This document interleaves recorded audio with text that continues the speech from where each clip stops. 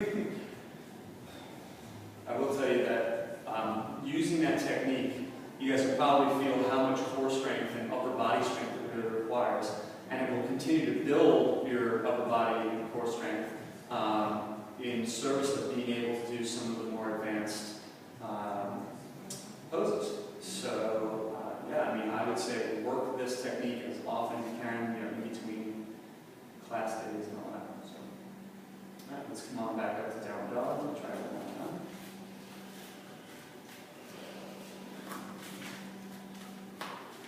So see this time, if you can do it a little bit more easily. I know there's a lot of muscular action happening in this technique, but see if you can relax a little bit throughout. All right, so we'll go up with the hips and heels, tuck the chin all the way down, and roll forward with a little bit less muscle action and a little bit more just fluidity.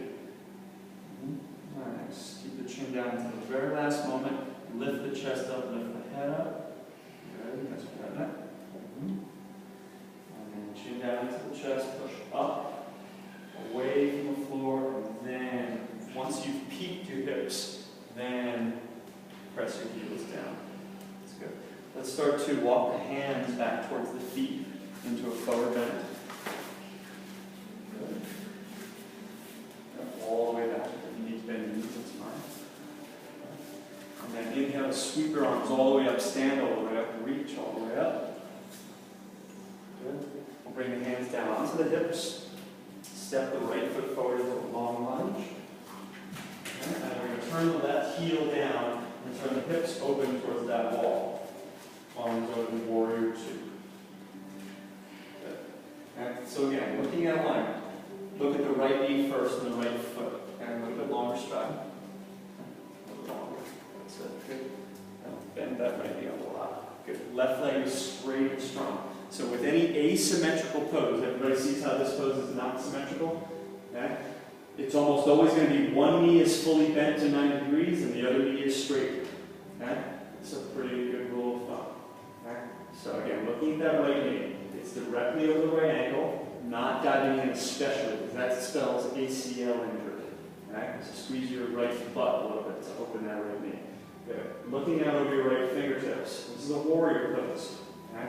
So beyond just the physical actions that are happening here, okay, you want to have that attitude of warrior. You're looking right out over your fingertips like you're looking at your enemy. Okay? Your enemy could be someone, something. It could be that, pint of ice cream you keep telling yourself not to eat and you do anyway. Okay? You start to charge your attitude, charge your way of being through your yoga practice. All right, let's start to straighten the right leg fully. Okay, we're going to reach forward and then place the right hand on the shin and turn the chest out for triangle pose. Okay? So you're doing the work of integrating the body. Okay? So again, whether you know everything there is to know about yoga or you know nothing, okay? All you really need to do is go through your body parts. Start with your feet and work your way up. What are my feet doing? Are they integrated into this posture? Are my legs, are my knees aligned with my feet and my ankles? Is my core activated into this pose? Am I breathing fully? Am I reaching up through that top hand? Good. And then finally, really turn the heart up towards the ceiling. That's it. Good. Full breaths. Good. And then start to come back up, bend the right knee. And hold it, boys. We're leading us through reverse warrior, reaching the right arm all the way up. Good. And then we'll spin the hands all the way down to the floor. Step the right foot back. Down up. Good. Can anybody tell why downward dog would be like a home base in this kind of practice? What is it about this pose that makes it so effective?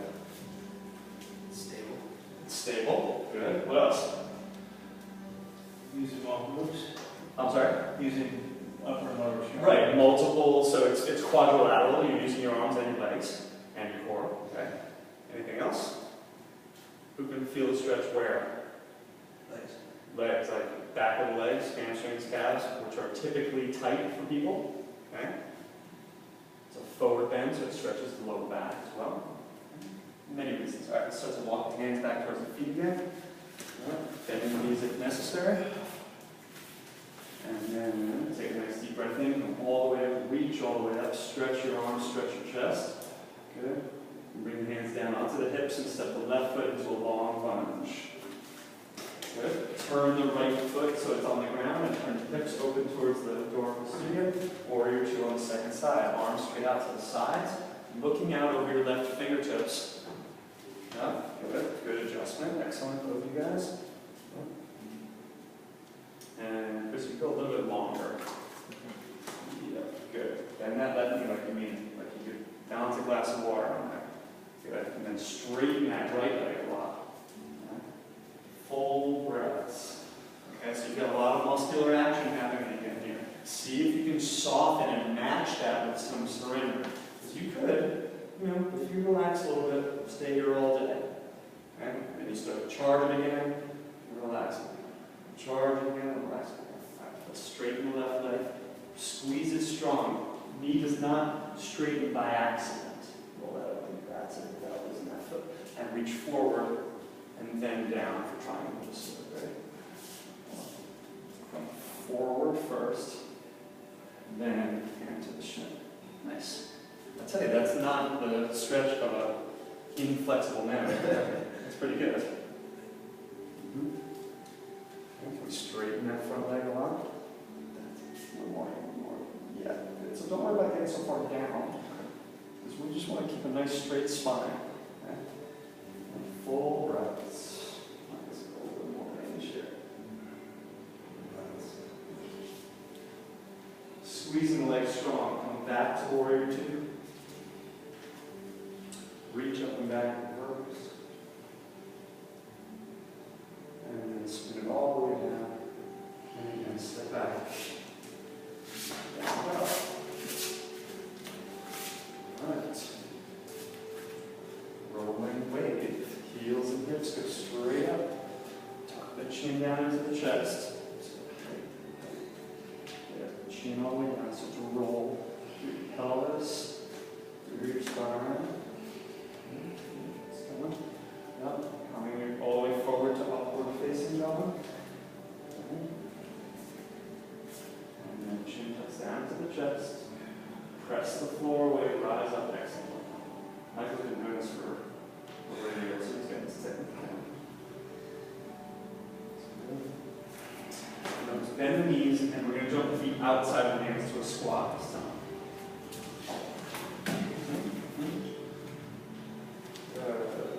All right. Jordan is going to lead us to crow pose. He's been working his ass off on this for the last month. So he's got his hands firmly planted on the floor. He's going to look forward. He's going to squeeze his knees into his arms. He's going to lean forward. It's just as much about counterbalance as it is about strength. So everybody in here has got the strength to balance. It's a matter of how far forward are you willing to commit your head and shoulders. Then maybe one foot comes off the ground, then maybe the second foot comes off the ground, and he's going to try to touch his feet together as well. Oh boy. Good. Nice, Michael. Yep. You guys can land. Awesome. Breathing while you're there. Because remember, all of these poses are great, but without the ability to relax in them, it's always going to be a struggle. So eventually, once you've built up the awareness and the strength to be able to do these things, the idea is to just kind of like chill and be fluid, be able to like do, other shit from here.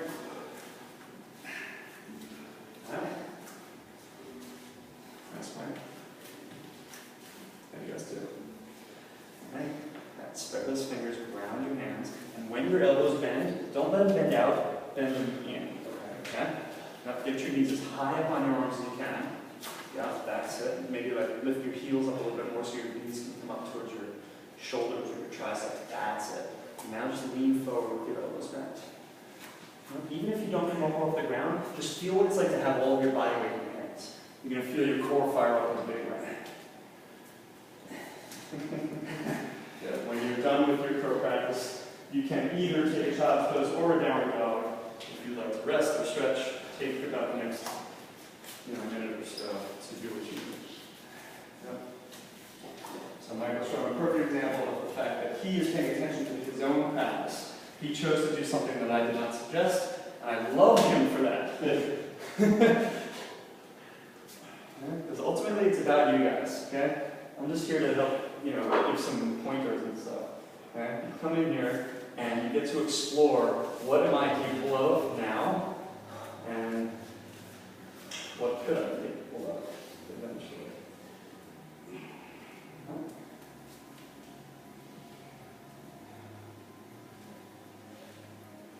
So wherever you are, engage with your breath. And that doesn't necessarily mean like really deep breathing. It just means conscious breathing. So if you want to choose to breathe really short breaths, like that's a breath technique, okay? I mean, think about all the different ways that you could alter your breathing. There's your natural breath, there's shortened breathing, there's lengthened breathing, there's single nostril, there's the other nostril. There's alternating nostril breathing. There is into the nose, out to the mouth. There's, I don't know. I mean, I could tell you, I could teach you guys some proper breath work. We'll get to that stuff. All right, take another 10 seconds or so.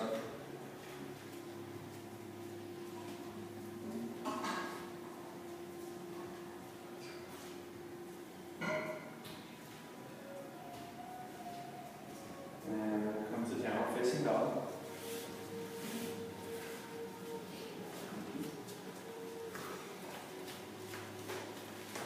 And we go rolling wave. Heels and hips go up. Chin tucks down into the chest.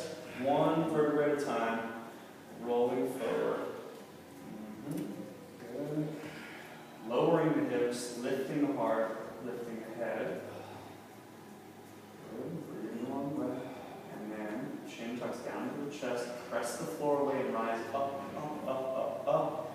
Good. Good. And back to down dog. Bend your knees.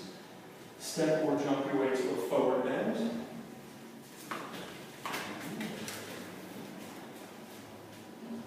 And then inhale to come all the way up. Stretch all the way up.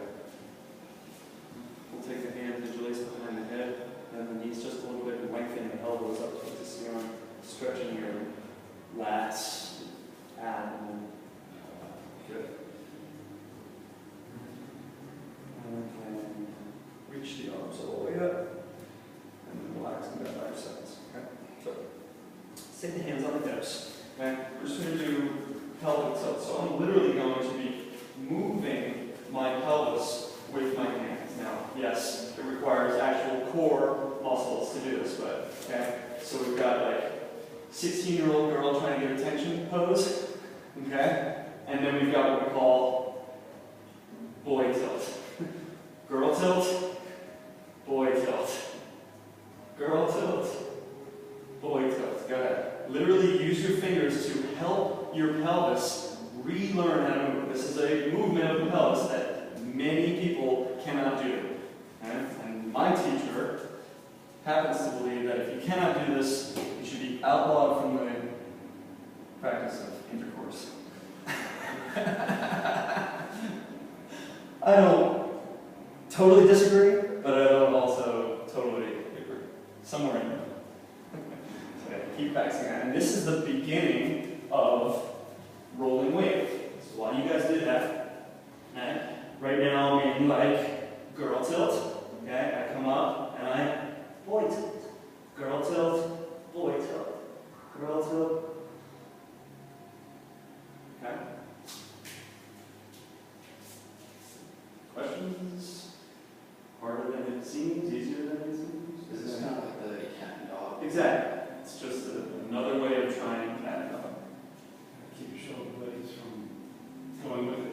Yes. So this is like a regression in order to progress. So we're trying to integrate the whole body, and sometimes one body part works really well while another one doesn't. So we try to disintegrate, just move one thing, so that when we go back to our big movements, we understand how to reintegrate it into the whole.